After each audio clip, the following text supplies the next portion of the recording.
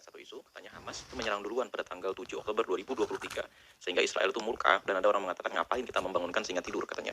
Kan lihat kan, sehingga Israel menyerang warga sipil, dan akhirnya Hamas tidak mampu menghadapi serangan udara. Oke, kita garis bawahi dulu bahwa katanya Hamas menyerang duluan. Pasca perang tahun 2021, itu sebetulnya terjadi berulang kali pelanggaran gencatan senjata permanen oleh Israel. Buktinya apa? Teman-teman bisa lihat di Instagram saya. Saya meskipun tidak selalu ya, artinya mungkin sekitar sebulan sekali lah tuh saya selalu ngupload apa yang terjadi di Palestina. Di pergantian tahun baru ya di tepi barat. Pergantian tahun baru 2022 ke 2023. Ya, itu ada serangan ke Palestina, ada serangan dari Israel ke tepi barat, bukan ke Gaza, bukan. Akan tetapi tentu ya tepi barat dengan Gaza sama-sama Palestina. Ya, dan serangan itu mengakibatkan kurang lebih beberapa puluh pemuda itu syahid. Di antara yang saya upload di akhir Januari itu ada 9 pemuda itu syahid, ya. Dan ini merupakan rentetan-rentetan. Ya, misalnya dari bulan Agustus 2022 itu syahidnya Ibrahim An-Nablusi. Ini adalah seorang pemimpin Brigade Syuhada Al-Aqsa atau Fatah di kota Nablus yang kemudian ini syahid dalam sebuah pertempuran yang diakibatkan oleh kesewenang-wenangan Israel. Itu pelanggaran pertama.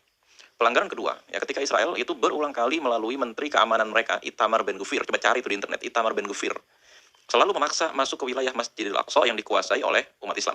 Masjidil Aqsa itu dibagi menjadi 3, atau kota Yerusalem itu dibagi menjadi 3. Ada wilayah Kristen, artinya tempat peribadahannya orang Kristen. Ini kita berdampingan dengan orang Kristen di sana.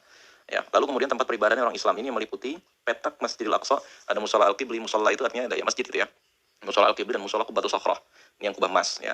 Lalu kemudian tempatnya orang Yahudi di mana di tembok ratapan. Nah, ini ya teman-teman sekalian ternyata dilanggar oleh Itamar Ben-Gvir karena dia ini adalah Menteri Keamanan gitu. Dia memerintahkan polisi-polisi untuk menjaga ketika pemukim-pemukim Yahudi merayakan berbagai upacara adat atau upacara keagamaan Yahudi, ada bar mitzvah, ada Hanukkah dan lain-lain sebagainya, dan salah satunya mengorbankan hewan di lingkungan Masjidil Aqsa. Padahal itu tempatnya umat Islam, baru dibagi berdasarkan keputusan perjanjian damai.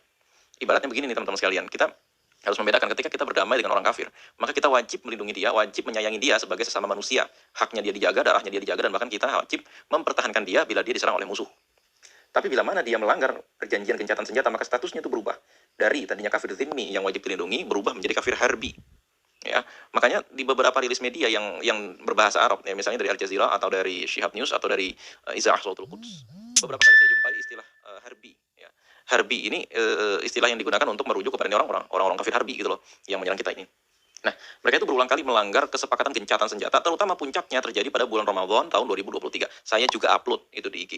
Ya, saya juga upload di Instagram, dan itu juga viral, seluruh dunia itu mengutuk kekerasan penyerbuan yang terjadi ke lingkungan Masjidil Aqsa yang mengakibatkan puluhan orang luka-luka, termasuk diantaranya belasan perempuan. Ya, dan ini bukan terjadi pertama kali. Di bulan Ramadan 2022 juga terjadi, Ramadan 2021 juga terjadi. Bahkan di bulan Ramadan tahun 2021 itu saya lagi live IG bareng orang di sana, ya bareng salah satu sahabat saya yang ada di Masjidil Aqsa pada saat itu. Itu kelihatan lagi live IG ada granat dilempar ke Masjidil Aqsa, coba bayangin. Nah, kalau sudah seperti ini ya teman-teman sekalian, jangan lagi katakan Hamas memulai duluan gitu loh. Nah, kebetulan ya, bukan kebetulan, artinya Allah Subhanahu wa taala menampakkan makna mereka. Benyamin Netanyahu dan beberapa menterinya itu berulang kali mempresentasikan di hadapan PBB dan di hadapan negara-negara Arab atau juga di hadapan negara-negara lain, mereka ini akan me-wipe out Gaza atau akan menyapu bersih Gaza, membersihkan Gaza. Istilahnya mereka menggunakan kata-kata demilitarisasi. Nah, Muhammad Deif selaku komandan dari Brigade Izzuddin Al-Qassam itu mempersiapkan pasukannya untuk sebuah pertempuran. Yahya Sinwar pun begitu sebagai pemimpin Gaza, pemimpin Hamas yang ada di Gaza. Tapi begini, orang nggak diberitahu nih kapan akan terjadi serbuan dan lain-lain sebagainya. Bahkan teman-teman Hamas yang ada di tepi barat nggak dikasih tahu. Ya, dan memang akhirnya terjadi berulang kali pelanggaran sampai perempuan itu ada ribuan ya. Saya bilang ribuan perempuan itu ditangkap oleh Israel tanpa delik aduan yang jelas. Kan beberapa kali saya upload gitu ya. Ada perempuan jilbabnya ditarik. Nah, ketika perempuannya teriak mukul si Yahudi yang narik jilbabnya ini, malah si perempuan dipenjara dengan tuduhan mengancam dan lain-lain sebagainya. Nah, ini yang membuat akhirnya Hamas itu marah karena Yahudi ini melanggar gencatan senjata. Akhirnya dilakukanlah pertempuran tanggal 7 Oktober ya. Lakukanlah pertempuran tanggal 7 Oktober yang tujuannya ini sebenarnya awalnya menculik petinggi-petinggi Israel, dan yang kedua tujuannya untuk memberikan pelajaran agar jangan melanggar gencatan senjata. Akan tetapi rupanya ya saat itu pemimpin-pemimpin negara-negara di dunia yang kuat-kuat ya, Amerika Serikat, Jerman dan lain sebagainya, datang tergopoh-gopoh menyelamatkan Benyamin Netanyahu, segera datang ke Yerusalem pada saat itu dan memberikan jaminan bahwa silakan meledakkan apa saja, silakan hancurkan Hamas, kami tidak akan mengganggumu, kami tidak akan membiarkan negara lain mengancam Israel. Nah, makanya kemarin setelah konferensi tingkat tinggi Liga Arab ya sama konferensi tingkat tinggi organisasi konferensi Islam negara-negara Islam itu, Pangeran Muhammad bin Salman, Emir Qatar Tamim bin Hamad dan beberapa pemimpin dunia Islam lainnya itu fokusnya bukan ke Israel, tapi fokusnya itu melepaskan perlindungan Amerika Serikat, Jerman, Prancis dan beberapa negara lain gitu ya dari atau kepada Israel, karena memang mereka tahu Israel ini sudah kalah, Israel ini sudah hancur. Akan tetapi Israel ini mendapatkan suplai tentara cadangan, tentara-tentara bayaran, senjata dan sebagainya dari negara-negara yang memasok dia gitu loh. Ini makanya peran yang kemarin saya ceritakan, peran negara-negara Arab dan Islam itu di situ, gitu loh. Karena percuma juga kalau mereka ikut perang, akan tetapi biangnya dari Amerika, Jerman dan lain sebagainya nggak dipotong dulu gitu loh, percuma.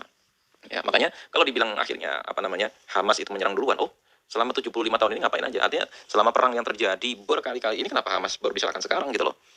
Mau sampai kapan kita kita membalas? Sudah saatnya kita akhirnya menyerbu duluan. Sebagaimana kata Rasulullah SAW ketika perang Khandaq itu mereda. Ini terakhir kalinya kita diserang. Tahun depan, setelah ini gitu loh, kita akan menyerbu mereka. Ya, dan benar kan, setelah itu yang terjadi apa? Perjanjian Hudaybiyah, perang Hudaybiyah gitu ya. Setelah itu yang terjadi akhirnya perang Khaybar.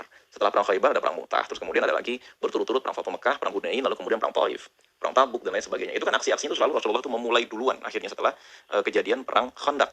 Karena memang membahayakan dakwah. Kalau misalnya kita nunggu lama-lama dihabisin kita. Ya, dan kalau misalnya dibilang nih Hamas memulai duluan, saya rasa tidak. Brigade Syuhada Al-Aqsa atau Fatah itu selalu memecahkan konflik kecil-kecil, ya seperti misalnya seperti yang dialami oleh Ibrahim Nablusi pada Agustus 2022, yang syahidnya beliau itu memicu terbentuknya satu brigade baru namanya Brigade Arinul Usud atau Brigade Sarang Singa. Silakan aja dibuktikan data-datanya dari mana. Kalau kalian tidak percaya Al Jazeera misalnya, ya silakanlah cari Reuters misalnya, atau apa namanya Suara Yerusalem misalnya, Izah Sautul Quds, atau yang lain lah, kalian cari mana yang terpercaya, datanya sama gitu loh, datanya sama. Kira-kira itu. Assalamualaikum warahmatullahi wabarakatuh.